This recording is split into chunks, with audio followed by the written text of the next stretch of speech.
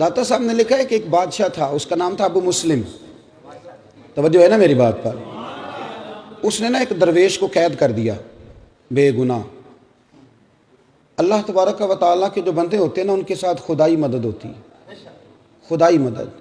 علامہ نورانی رحمۃ اللہ علیہ سے کسی نے کہا کہ حضرت جی، وہ آپ کی تو اتنی سیٹیں نہیں تھی قومی اسمبلی میں، تو آپ نے قادیانیوں کو غیر مسلم کیسے قرار دلوا لیا؟ فرمانے لگے اللہ نے کچھ ہمت دی، توفیق دی. تو کہا کچھ تو بتائیں. کہنے لگے جو میں بڑا پریشان تھا نا، تو میں نے سیرت کی کتاب کھولی تو میرے سامنے نا وہ والا چیپٹر کھل گیا جس میں محبوب کریم بدر میں تشریف لے گئے تھے.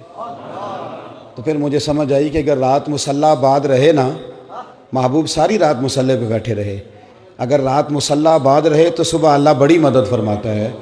فرماتے ہیں جس رات صبح اسمبلی میں آنا تھا، میں بھی ساری رات مصلی پہ بیٹھا رہا، اللہ سے اخلاص بھی مانگتا رہا، توفیق بھی مانگتا رہا، اور جب اسمبلی میں آیا تو بولتا میں تھا، مدد میرا رب میری فرماتا.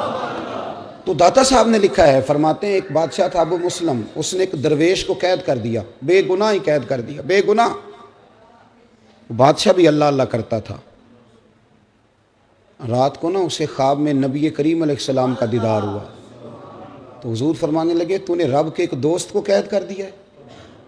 تو وہ آدھی رات کو اٹھا تہجد سے پہلے، اور بادشاہ نے خود آ کے تالا کھولا جیل کا اور اس درویش کو آزاد کیا. جب وہ جانے لگے، وہ درویش سمجھ وہ بھی ساری بات گئے، جانے لگے تو بادشاہ کہنے لگا میں نے آپ کو آزاد تو کر دیا، تو میرے لیے کوئی حکم ہو تو بتائیے گا.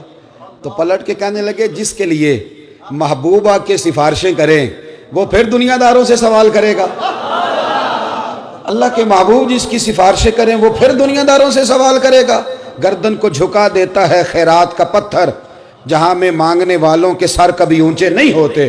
وہ ایک شاعر تھا نا، آپ کو یہ شاعروں کا بھی ہر آدمی کی الگ دنیا ہے، اور سارے اپنی اپنی دنیا بسا کے بیٹھتے ہیں، اپنی اپنی اصطلاحات ہوتی ہیں، دوسرے کو قبول کرنے کو تیار. شاعروں کی بھی دنیا ہے. کئی دفعہ یہ بیچارے 5-6 دن منہ بھی نہیں دھوتے، شاعر ناراض نہ ہو جائیں، سب کی بات نہیں کرتا، تو کئی دفعہ یہ قابل رحم بھی نظر آتے ہیں. اسی طرح ایک شاعر ایک چوک میں بیٹھا تھا، مکھیاں بھنک رہی تھی، تو ایک آدمی جاتی دفعہ نا 5 روپے پھینک گیا. اس نے کہا شاید کوئی فقیر مانگنے والا بیٹھا ہے. تھا بڑا خوددار، اس نے آواز دی، کہنے لگا ادھر آ، یہ پیسے کو پھینک گیا؟ کہنے لگا تجھے ضرورت تھی اس لیے.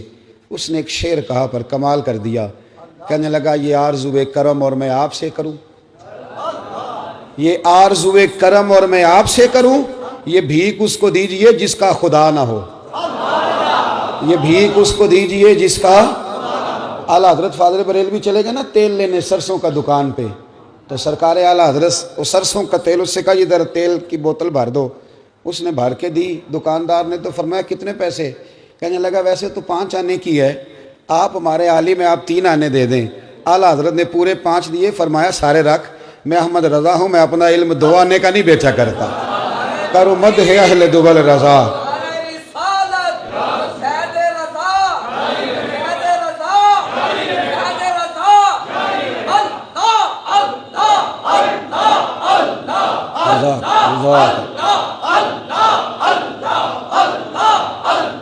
بارک اللہ. سنیں، کہا کروں مدح اہل دول رضا، پڑے اس بلا میں میری بلا، میں گدا ہوں اپنے کریم کا، میرا دین پارا نہیں. ایک فقرہ داتا صاحب نے لکھا ہے، آپ فرماتے ہیں جب تو اپنی ذات پر، خیر یہ حدیث پاک ہے لیکن آپ اس کی تشریح اپنے لفظوں میں بیان کرتے ہیں. فرماتے ہیں اپنی ذات پر سوال کا دروازہ نہ کھول بیٹھنا، ورنہ تیرے لیے زندگی بڑی دشوار ہو جائے گی. اپنی ذات پر سوال کا دروازہ نہ کھولنا، کبھی ہاتھ نہ پھیلانا. جو ہاتھ پھیل جاتا ہے وہ دوبارہ پلٹ کر کبھی واپس. بڑی باوقار زندگی ہوتی ہے ان لوگوں کی جنہیں اللہ نے جو دیا ہوتا ہے وہ اس پر راضی ہوتے ہیں، اور جہاں رب کریم نے انہیں بٹھایا ہوتا ہے بڑے مطمئن ہوتے ہیں، بڑے شاندار ہوتے ہیں.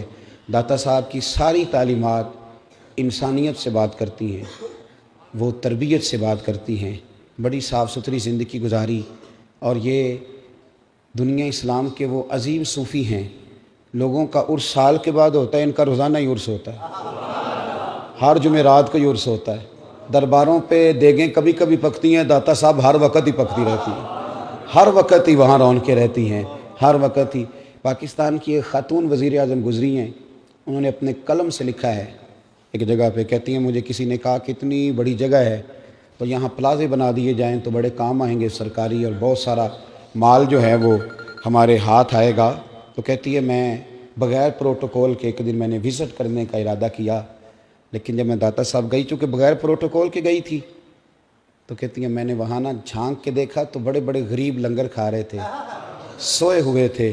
پتہ نہیں کون تھا جس نے میرے دل میں یہ بات ڈالی کہ پلازے بن گئے تو امیروں کے کام آئیں گے، یہ جگہ کھلی رہنے دو، غریبوں کے کام آ رہے ہیں.